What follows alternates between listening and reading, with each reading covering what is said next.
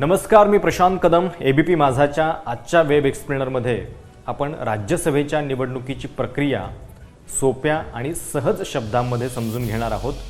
10 जूनला राज्यसभेसाठी मतदान होणार आहे. बऱ्याच वर्षानंतर महाराष्ट्रामध्ये ही निवडणूक मतदानाद्वारे करण्याची वेळ आलेली आहे आणि त्यामुळे पुढच्या काही दिवसांमध्ये राज्यसभेच्या बद्दल खूप प्रश्न तुमच्या मनामध्ये येणं साहजिक आहे. राज्यसभेच्या मतांचा कोटा कसा ठरतो, पहिल्या पसंतीची मतं म्हणजे काय, दुसऱ्या पसंतीची मतं म्हणजे काय, ती कशी मोजली जातात आणि या सगळ्या प्रश्नांची उत्तरं समजून घेण्यासाठी ही संपूर्ण निवडणुकीची जी प्रक्रिया आहे ती सोप्या शब्दामध्ये आपण समजून घेणार आहोत. या व्हिडिओचे आपण 4-5 टप्पे करणार आहोत. पहिल्या टप्प्यामध्ये समजून घेऊयात की राज्यसभेच्या निवडणुकीमध्ये मतांचा कोटा नेमका कसा ठरतो.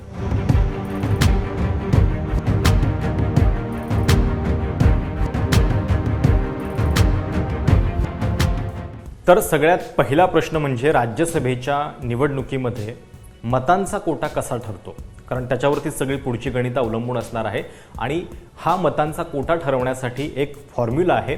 तो फॉर्म्युला आपण काय आहे हे आधी समजून घेऊयात. आता आपण या ठिकाणी असं आपली जी विधानसभेची स्थिती आहे ती लक्षात घेऊन या ठिकाणी फॉर्म्युला काढूयात. 288 एकूण आमदार आहेत महाराष्ट्राच्या विधानसभेमध्ये. मात्र शिवसेनेचे आमदार रमेश लटके यांचं निधन झालेलं आहे, त्यामुळं सध्या विधानसभेचं संख्याबळ जे आहे ते 287 आहे आणि असं आपण गृहीत धरू की या सर्व आमदारांनी त्यांची मतं वैधपणे नोंदवलेली आहेत. तर टोटल व्हॅलिड वोट जे आहेत ते होतील 287. Value of each vote 100. आता हे काय आहे, पहिल्या पसंतीची जी मतं आहेत त्या प्रत्येक मताचं मूल्य जे आहे ते 100 असतं.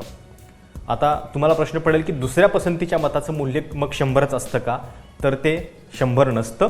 ते काढण्याचा एक वेगळा फॉर्म्युला आहे, त्याच्याबद्दल आपण नंतर विचार करू. पण तुर्तास हे लक्षात ठेवा, पहिल्या पसंतीचं जे मत आहे त्याचं व्हॅल्यू जी आहे त्याची ती 100 आहे आणि त्यामुळं 287 गुणिले 100 28,700 ही एकूण पात्र मतं ठरतील. आणि आपल्याला किती जागा भरायच्या आहेत राज्यसभेच्या, तर 6. आणि याच्यासाठी जो कोटा ठरणार आहे तो या फॉर्म्युल्यानुसार ठरतो. Total value of valid votes भागिले नंबर ऑफ सीट्स प्लस 1 आणि प्लस त्याच्यामध्ये 1 म्हणजे 28,700 ही आपली एकूण पात्र मतं आहेत असं आपण गृहीत धरूयात. जागा भरायच्यात 6 मध्ये 1 ॲड करायचा आणि 28,700ला 7 भागायचं आणि त्याच्यामध्ये 1 मिळवायचा म्हणजे त्याचं उत्तर येतं 4,100 अधिक 1 4,101. हा आहे आवश्यक मतांचा कोटा. म्हणजे ज्या उमेदवाराला पहिल्या पसंतीमध्ये 4,101 इतक्या व्हॅल्यूची मतं पडतील तो उमेदवार जो आहे तो पहिल्याच फेरीमध्ये निवडून येतो. 4,101 असं म्हटल्यानंतर तुम्ही लगेच गोंधळून जाऊ नका. म्हणजे सोप्या भाषेत म्हणायचं तर किमान 42 आमदारांनी जर मतं पहिल्या पसंतीची एखाद्या उमेदवाराला दिली तर त्याच्या मतांची व्हॅल्यू आपोआपच याच्यापेक्षा जास्त होते आणि तो उमेदवार जो आहे तो निवडून येतो. तर हा आहे राज्यसभेच्या निवडणुकीमध्ये मतांचा कोटा ठरवण्याचा फॉर्म्युला.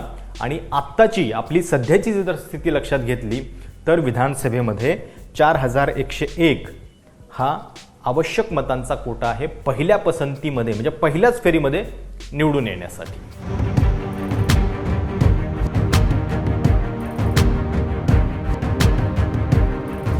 साहजिक आहे की या निवडणुकीमध्ये दोन्ही बाजूंचा प्रयत्न असेल की आपले उमेदवार हे पहिल्या राऊंडमध्येच निवडून यावेत.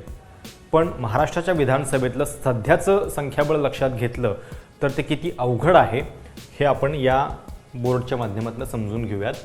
पहिल्या फेरीमध्ये निकाल लागू शकतो का, तर आपण पहिल्यांदा दोन्ही बाजूंची जी कोर स्ट्रेंथ आहे म्हणजे त्यांचे पक्षाचे आमदार किती आहेत हे आधी लक्षात घेऊयात. महाविकास आघाडीकडे किती आमदार आहेत, शिवसेनेचे 55 आहेत, राष्ट्रवादीचे 53 आहेत आणि काँग्रेसचे 44 म्हणजे 152 आमदार हे त्यांचे 3 पक्षांचे मिळून आहेत. आपण इथं फक्त या 3 प्रमुख पक्षांचे आमदार मोजतोय, बाकी त्यांची जी स्ट्रेंथ आहे ते आपण नंतर बघू. भाजपकडे आत्ता 106 आमदार आहेत. आता जर महाविकास आघाडीला आपला चौथा उमेदवार म्हणजे चारही उमेदवार जर त्यांचे पहिल्याच झटक्यामध्ये निवडून आणायचे असतील तर त्यांना 168 मतं पहिल्या पसंतीची मिळणं आवश्यक आहे आणि त्यांच्याकडं 3 पक्षांची जी मतं आहेत ती 152 आहेत, अधिक त्यांना 16 मतं लागतील. 16 बरोबर. आपण मित्रपक्ष आणि अपक्ष या ठिकाणी धरत नाही आहोत, आपण फक्त कोर स्ट्रेंथ मोजतोय. कारण या निवडणुकीमध्ये सगळ्यात महत्त्वाचा फॅक्टर हा असतो की पोलिंग एजंटला त्या मतदारानं आपलं मत जे आहे ते दाखवावं लागतं. पण छोट्या पक्षांवरती म्हणजे छोट्या पक्षांना त्यांचे पोलिंग एजंट असतील किंवा नसतील आणि अपक्षांना तर हे बंधन अजिबात नाही आहे. त्यामुळं या सगळ्यांचं काय होणार हे आपण नंतर गृहीत धरू. आपण कोर स्ट्रेंथच्या माध्यमातून बघूयात की कुणाला किती मतं कमी पडत आहेत. जर भाजपला त्यांचा तिसरा उमेदवार पहिल्याच फेरीमध्ये निवडून आणायचा असेल तर त्यांना मतं लागतात 126 आणि आता त्यांच्याकडं मतं आहेत 106. त्यांना मतं कमी पडत आहेत 20. हां, महाविकास आघाडीला 16 आणि भाजपला 20 मतं छोट्या पक्षांकडून आणि अपक्षांकडून हवी आहेत. आता आपण राज्यसभेच्या निवडणुकीमध्ये कोण कोणाच्या बाजूने मतदान करणार आहे हे आपल्याला माहिती नाही. महाविकास आघाडी दावा करते की त्यांच्याकडे 170 आमदार आहेत, 172 आहेत, जे काय असतील ते दावा करत असले तरी आपण आता या क्षणाला असं गृहीत धरूयात की कोण कोणाला मतदान करणार आहे हे आपल्याला माहिती नाही. आणि त्यामुळं सध्याची जर आपण विधानसभेतली छोट्या पक्षांची आणि अपक्षांची स्थिती लक्षात घेतली तर ती अशी आहे: बहुजन विकास आघाडी 3, सपा 2, MIM 2, प्रहार 2, मनसे 1, CPIM 1, शेकाप 1, स्वाभिमानी 1, रासप 1, जनसुराज्य 1, क्रांतिकारी शेतकरी पक्ष 1 आणि अपक्ष 13 असे छोटे पक्ष आणि अपक्ष मिळून 29 मतं जी आहेत ती आहेत. आणि ही 29 मतं कुठल्या बाजूला जात आहेत म्हणजे यांना 16 हवी आहेत. जर 29 पैकी 16 किंवा त्याच्यापेक्षा जास्त थोडी जरी इकडे गेली तर हे जिंकतील. 29 पैकी 20 भाजपकडे गेले तर हे जिंकतील. हिशोब सोपा आहे. आता ह्याच्यातलं कोण कोणाच्या बाजूनं जाईल याच्याबद्दल आपण आत्ता अंदाज करत नाही आहोत, कारण शेवटी ही राज्यसभेची निवडणूक आहे. सरकारचं पाठबळ किंवा सरकारचा बहुमताचा आकडा हा वेगळा आणि त्याच्याशिवाय छोट्या पक्षांची भूमिका जी आहे ती या सगळ्यामध्ये वेगळी असू शकते. आणि त्यामुळं आपण इथं गृहीत धरत नाही आहोत की कोण कोणाच्या बाजूनं जाईल. पण ही स्थिती तुम्ही बेसिक लक्षात घ्या. महाविकास आघाडीकडे 152 त्यांचे स्वतःचे पक्षाचे 3 पक्षाचे आमदार आहेत, त्यांना 16 पाहिजेत आणि ही 16ची स्ट्रेंथ त्यांना याच्यातून गोळा करायची आहे. आणि भाजपला 106 आमदार आहेत, त्यांना अजून 20 हवे आहेत. आता आपण हे लक्षात घ्यायला पाहिजे की पहिल्या पसंतीची जी मतं आहेत त्याच्यामध्ये असं होत नाही की 42च मतं मिळतील आणि त्याच्यामध्ये आपला उमेदवार निवडून यावा. अनेकदा असं होतं की एखादं मत अवैध ठरण्याची भीती असते, त्यामुळं उमेदवार 42पेक्षा जास्त कोटा जो आहे तो मागतात आणि त्यामुळं अगदी काटेकोटपणे सुद्धा अगदी 168 मतांवरच 4 उमेदवार निवडून येतील असं नाही. 168पेक्षा थोडीशी जास्त मतांची गरज जी आहे ती सुद्धा महाविकास आघाडीला भासू शकते. भाजपच्या बाबतीत सुद्धा तसंच आहे. आणि त्यामुळं हा एक बेसिक सगळा या 29 मतांचा खेळ आहे की ही 29 मतं कोणाच्या बाजूला जात आहेत त्याच्यावरती पहिल्या पसंतीतल्या उमेदवारांची भवितव्य जी आहेत ती ठरणार आहेत. आणि त्यामुळं जर का समजा पहिल्या पसंतीतच 168 मतं मिळवण्यात महाविकास आघाडी यशस्वी झाली तर त्यांचा उमेदवार निवडून येईल आणि भाजप एक्स्ट्रा 20 मतं त्यांच्या स्वतःच्या आमदारांच्या शिवाय मिळवू शकली तर त्यांचे 3 उमेदवार जे आहेत ते निवडून येतील. पण असं होईल का याच्याबद्दल थोडीशी साशंकता आहे. आणि म्हणून जर असं नाही झालं तर सगळ्यात महत्त्वाचा पुढचा प्रश्न येतो तो म्हणजे दुसऱ्या पसंतीची मतं मोजण्याचा. आणि दुसऱ्या पसंतीची मतं मोजण्याची प्रक्रिया जी आहे ती सुद्धा खूप इंटरेस्टिंग आणि अगदी बुद्धिबळाच्या पटासारखी आहे. त्यामुळं ती कशी करावी लागते हे आता आपण पुढच्या ह्याच्यात समजून घेऊयात.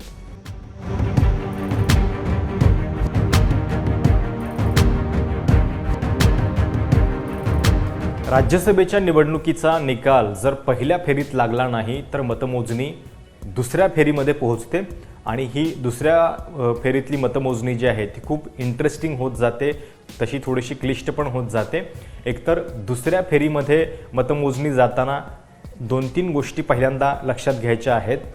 दुसऱ्या फेरीमध्ये मतमोजणी जेव्हा जाते तेव्हा पहिल्यांदा मतं कोणाची मोजली जातात दुसऱ्या पसंतीची, तर ती अशा उमेदवाराची मोजली जातात ज्याला पहिल्या फेरीमध्ये पहिल्या पसंतीची सर्वाधिक मतं आहेत.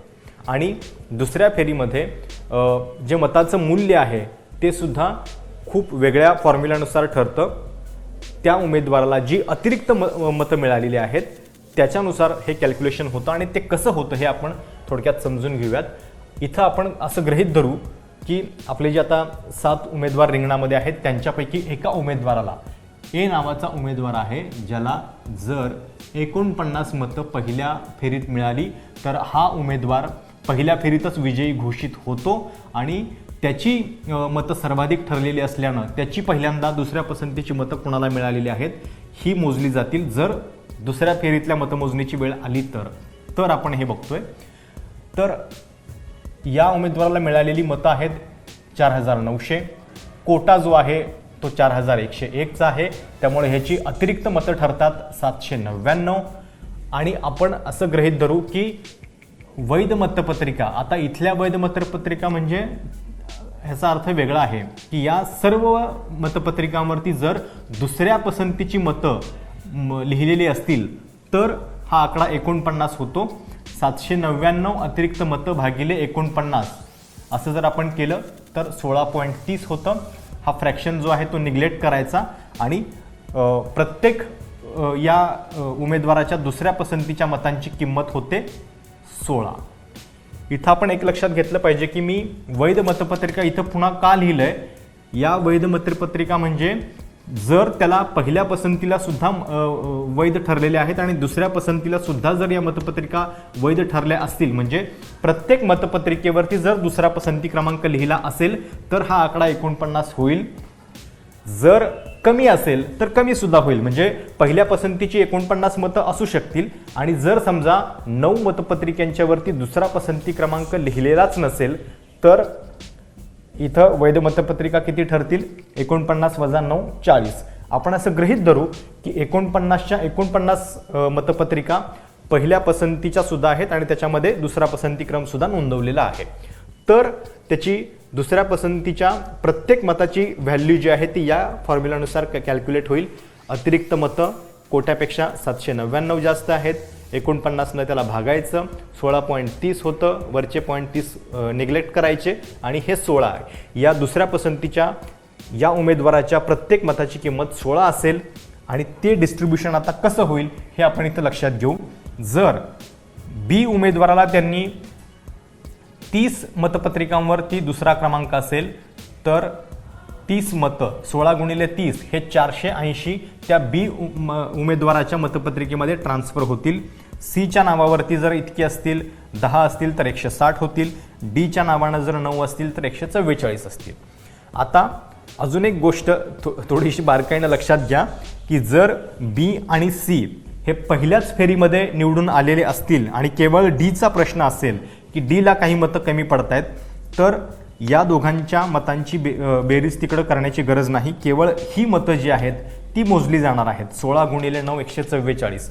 म्हणजे आपण आत्ताच्या रिअलिस्टिक आत्ताच्या निवडणुकीचं जर गणित लक्षात घेतलं, समजा महाविकास आघाडीच्या एका उमेदवाराला जर इतकी मतं पडलेली आहेत आणि त्याची मतं पहिल्यांदा मोजायला घेतली दुसऱ्या पसंतीची की ज्याच्यामध्ये 49 मतं आहेत, तर 49 मतं कशा पद्धतीने ट्रान्सफर होतील याचं आपण हे गणित बघतोय.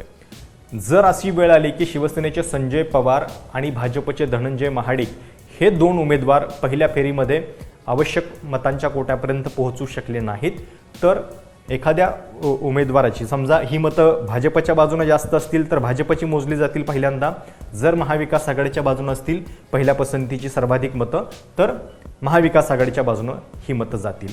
आणि जे 2 उमेदवार राहिलेले आहेत त्यांच्यापैकी ज्या उमेदवाराच्या बाजूच्या उमेदवाराला सर्वाधिक मतं आहेत ती मतं पहिल्यांदा या ठिकाणी मोजली जाणार आहेत. त्यामुळं या फॉर्म्युलानुसार एकतर दुसऱ्या पसंतीच्या मतांची किंमत काय असते हे आपण बघितलं आणि सोबतच ती कशी ट्रान्सफर होतात हे सुद्धा बघितलेलं आहे. जर 49च्या 49 मतं त्या उरलेल्या उमेदवाराच्याच नावानं गेली असतील दुसऱ्या पसंतीची, तर इथं 49 गुणिले 16 आपल्याला करावं लागेल आणि तेवढी मतं जी आहेत ती त्या उरलेल्या उमेदवाराच्या मतांमध्ये ॲड होतात. तर अशा पद्धतीनं एक लक्षात घ्यायला पाहिजे की जो उमेदवार पहिल्यांदा कोटा पूर्ण करतो तो उमेदवार या निवडणुकीमध्ये विजयी घोषित होतो. जर ही मतं ॲड केल्यानंतर सुद्धा जर तो उमेदवार आवश्यक कोट्यापर्यंत पोहोचला नाही तर दुसऱ्या पसंतीच्या अजून पुढच्या उमेदवाराची मतं मोजली जातील आणि त्याच्यानंतर हा निकाल जो आहे तो लागतो. तर अशा पद्धतीनं राज्यसभेच्या या निवडणुकीची मतमोजणी होते. जर उमेदवार पहिल्या फेरीतच निवडून आले, म्हणजे निकाल जर पहिल्या फेरीतच लागला, केवळ एकच उमेदवार शिल्लक राहिला की ज्याला आवश्यक मतं मिळालेली नाहीत, तर निकाल तिथेच लागतो. पण जर दुसऱ्या फेरीतल्या मतांची मोजणी करायची वेळ आली तर ती मात्र अशा पद्धतीनं होते. आणि त्याच्यामधली इंटरेस्टिंग गोष्ट आपण मगाशी पण पाहिली ती लक्षात ठेवा की दुसऱ्या फेरीतली मतं मोजताना ज्या उमेदवाराला पहिल्या फेरीत सर्वाधिक मतं आहेत त्याची अतिरिक्त मतं जी आहेत ती पहिल्यांदा मोजली जातात आणि ती कशी ट्रान्सफर होतात याचा पण फॉर्म्युला आपण थोड्या वेळापूर्वी बघितलेला आहे. मुळामध्ये राज्यसभेच्या या निवडणुकीची ही प्रक्रिया मतदानाची एवढी क्लिष्ट का आहे असं तुम्हाला वाटत असेल, कारण विधानसभेला आपण जे मतदान करतो, लोकसभेला जे मतदान करतो ते तर एकदम सिंपल असतं. आपण जाऊन मतदान करतो आणि एकच उमेदवार जो आहे तो निवडून येतो. ही प्रक्रिया इतकी अवघड यासाठी आहे कारण इथं आपण एकाच वेळी 6 उमेदवार निवडून देत आहेत आणि 6 उमेदवारांसाठी समजा कितीही रिंगणात असले तरी प्रत्येकाला आपले पसंतीक्रम जे आहेत ते याच्यामध्ये देता येतात आणि त्यानुसार ही मतमोजणी जी आहे ती होत असते. जर ही मतमोजणीची पद्धत अशी नसती, जर ती नॉर्मल असती तर असं झालं असतं की सत्ताधारी पक्षाचेच सगळे खासदार जे आहेत ते निवडून आले असते. पण ते तसं होऊ नये, प्रत्येक गटाला आपल्या आपल्या संख्याबळानुसार उमेदवार पाठवता यावेत म्हणून राज्यसभेच्या निवडणुकीची ही अशा पद्धतीची प्रक्रिया आहे. याच्यामध्ये 2-3 गोष्टी लक्षात घेतल्या पाहिजेत. राज्यसभेच्या निवडणुकीमध्ये आमदारांचं मत वैध कधी ठरतं, जर त्यांनी आपल्या मतपत्रिकेवरती पहिला पसंतीक्रम किमान नीट लिहिलेला असेल तर, आणि हा पसंतीक्रम त्यांनी त्या मतपत्रिकेवरती 1 असा अंकामध्ये लिहिणं आवश्यक आहे. जर त्यांनी अक्षरात लिहिलेलं असेल तर ते मत बाद होतं. त्यामुळं हे पण महत्त्वाचं आहे. दुसरी महत्त्वाची गोष्ट की आत्ताच्या निवडणुकीचं उदाहरण घेतलं तर समजा 7 उमेदवार रिंगणामध्ये आहेत. मतदार जे आहेत ते आपला पसंतीक्रम नोंदवू शकतात. त्यांना वाटलं तर किमान 1 पसंतीक्रम देणं बंधनकारक आहे. पुढचे पसंतीक्रम जे आहेत ते मात्र बंधनकारक नाहीत आणि पुढचे पसंतीक्रम मग 2, 3, 4 तुम्हाला किती वाटतायत तेवढे तुम्ही देऊ शकता. तर अशा पद्धतीने हे निवडणुकीचं सगळं गणित आहे आणि ते खूप इंटरेस्टिंग अशा पद्धतीचं सुद्धा आहे. दुसरं, अपात्रतेबद्दल पण एक गोष्ट आहे की जर आमदारांनी आपलं मतदान जे आहे ते आपल्या पक्षाच्या उमेदवाराला दिलं नाही तर ते क्रॉस वोटिंग मानलं जातं आणि 2003 मध्ये जो कायदा आलेला आहे त्याच्यानुसार अशा पद्धतीनं जर क्रॉस वोटिंग केलं तर त्या आमदारांचं मत तर अपात्र ठरतंच, पण सोबतच त्यांच्यावरती कारवाई सुद्धा होते. पण या कारवाईची सध्याची अशी कुठली उदाहरणं हा कायदा झाल्यानंतरची आपल्यासमोर नाहीत. त्यामुळं कोर्टाचा निकाल काय असेल हे त्याच्यावरती अवलंबून असेल, कारण कारवाई म्हणजे नेमकं काय हे अजून क्लिअर झालेलं नाही आहे. आणि त्यामुळं खरोखर आमदारकी किंवा सदस्यत्व रद्द होणार की इतर काही कारवाई होणार याच्याबद्दलचा संभ्रम मात्र जो आहे तो अजूनही कायम आहे. आणि या सगळ्या पद्धतीमुळं महाराष्ट्राची राज्यसभेची यंदाची निवडणूक जी आहे ती खूप इंटरेस्टिंग बनलेली आहे. एकतर महाविकास आघाडी सरकार स्थापन झाल्यानंतरची ही पहिलीच शक्ती परीक्षा आहे आणि त्यामुळं महाविकास आघाडी आपले 4च्या 4 उमेदवार जिंकून आणू शकते का हे पाहावं लागेल. आणि पहिल्या पसंतीच्या मतांवरती जर नाही झालं तर ते दुसऱ्या पसंतीच्या मतांवरती होईल आणि त्याच्यासाठी खूप बारकाईनं ही सगळी गणितं जी आहेत ती आखावी लागणार आहेत. आशा आहे की राज्यसभेच्या या निवडणुकीबद्दलचे सगळे प्रश्न तुमच्या मनातले क्लिअर झालेले असतील. थोडक्यात समजून सांगायचा हा प्रयत्न होता आणि एक प्रकारे राज्यसभेची निवडणूक जेव्हा जेव्हा होईल तेव्हा तेव्हा या व्हिडिओचा फायदा तुम्हाला होईल, सोप्या शब्दामध्ये सांगण्याचा हा प्रयत्न केलेला आहे. तुम्हाला हा व्हिडिओ कसा वाटला किंवा तुमचे इतर जर काही प्रश्न असतील, अजून तुम्हाला काही हवं असेल याच्याबद्दल की जे काही क्लिअर झालेलं नाही, तर अवश्य कमेंटमध्ये कळवा.